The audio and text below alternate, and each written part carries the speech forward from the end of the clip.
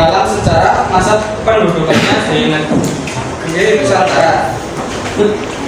Perang Bumi Serambi Mekah yang berlangsung dari tahun 1873 sampai dengan tahun 1910. Pertempuran ini merupakan bagian dari serangkaian konflik yang timbul karena ambisi Belanda untuk menguasai Nusantara. Di antara perlawanan besar yang terjadi di Indonesia sepanjang abad ke-19, Perang Aceh termasuk yang paling berat dan terlama bagi Belanda. Meski Kesultanan Aceh telah menyerang pada 1904 dan kekuatan banyak berkurang, perlawanan dari rakyat Aceh terus berlanjut hingga 1915. Latar belakang awal Belanda melakukan perjanjian damai dengan Aceh, namun pemerintah kolonial menyadari Aceh adalah wilayah penting untuk jalur perdagangan. Akhirnya Aceh melanggar perjanjian kemudian memulai penyerahan. Belanda membawa pasukan perang mencapai 3.000 orang dan mendatangkan kapal-kapal besar. Perang dipimpin oleh Mayor Jenderal Koller, pemimpin pasukan. Serangan pertama dimulai di ibu kota Aceh, Masjid Baitur Rahman. Perang melawan pasukan Belanda berlangsung selama 2 minggu sampai akhirnya Belanda berhasil menduduki Aceh. Namun perjuangan Belanda menaklukkan istana sia-sia karena Sultan Aceh dan keluarganya berhasil melarikan diri. Sultan pergi ke daerah Luweng Benta di Aceh, mengutip dari buku IPR 1 Sosiologi Geografi Ekonomi Sejarah. Perang Aceh terus terjadi hingga tahun 1912. Perlawanan wanita Cut Nyak-Jin berjuang dalam perang Aceh sampai akhirnya menyerah di tahun 1906. Kemudian perlawanan dilakukan oleh pejuang wanita lain yaitu Cut Nyak-Mutia. Namun Cut Nyak-Mutia gugur dalam perang di tahun 1910. Perang Aceh terus berakhir setelah Belanda memakai strategi David et Impera. Strategi David et Impera atau politik adu domba. Strategi ini digunakan untuk mencegah kedua belah pihak.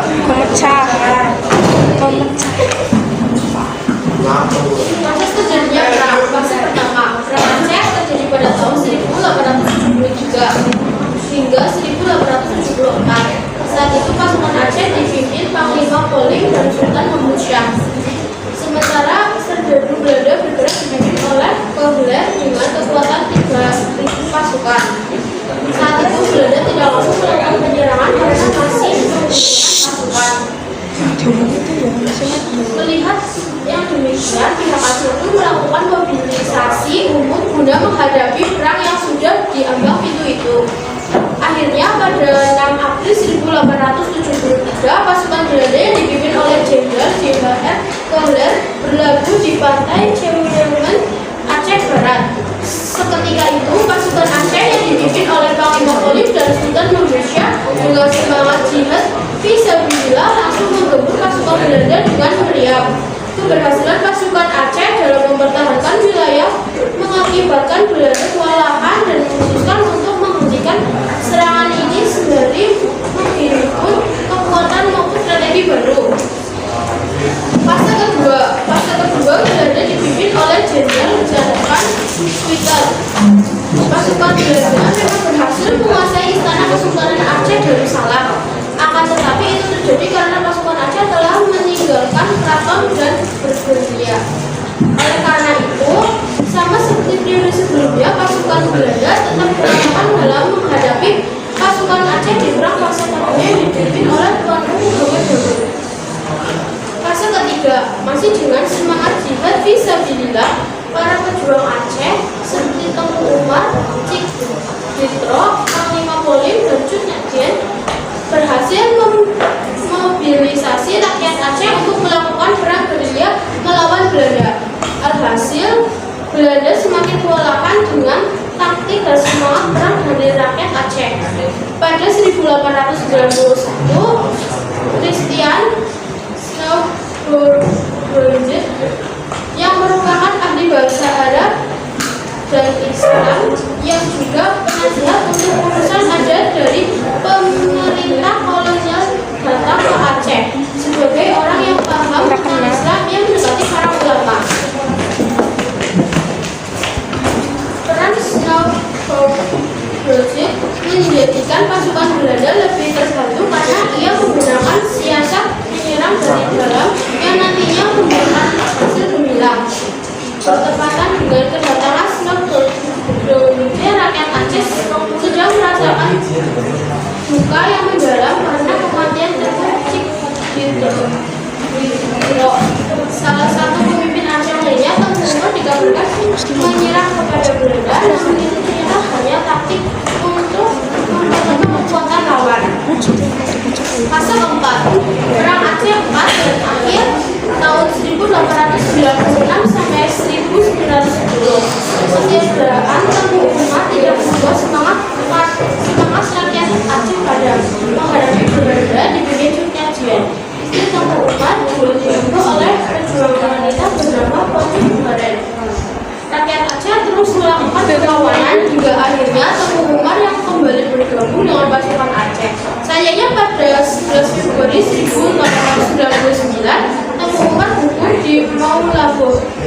Perjuangan pun kembali dilanjutkan oleh Cukyatin bersama Poci Baren. Ibrahim Alfian dalam perang di Jalan Allah. Perang Aceh 1873 sampai 1912 atau 1997 mengungkapkan kondisi rakyat Aceh mulai melemah karena kematian dari beberapa pemimpinnya. Terlebih strategi merusak dari dalam yang dijalankan oleh Snowflake juga berjalan dengan lurus dan semakin memperlemah pasukan dan rakyat Aceh.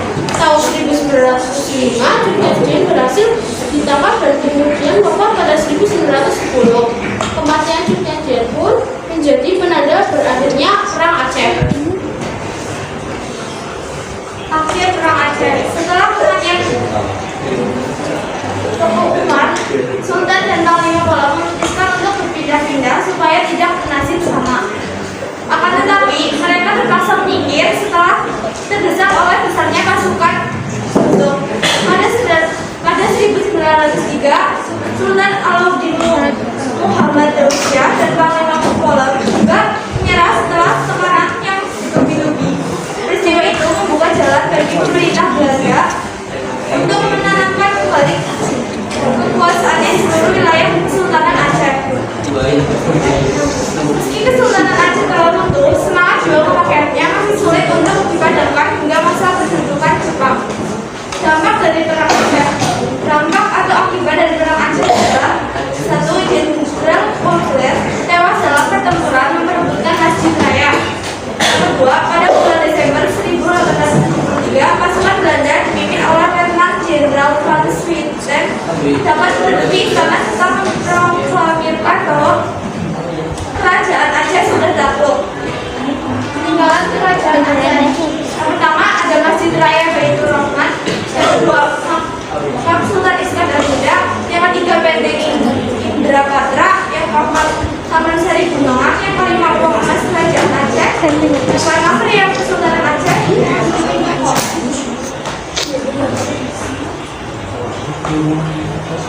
Ya, dari kelompok kami, apakah ada yang bertanya?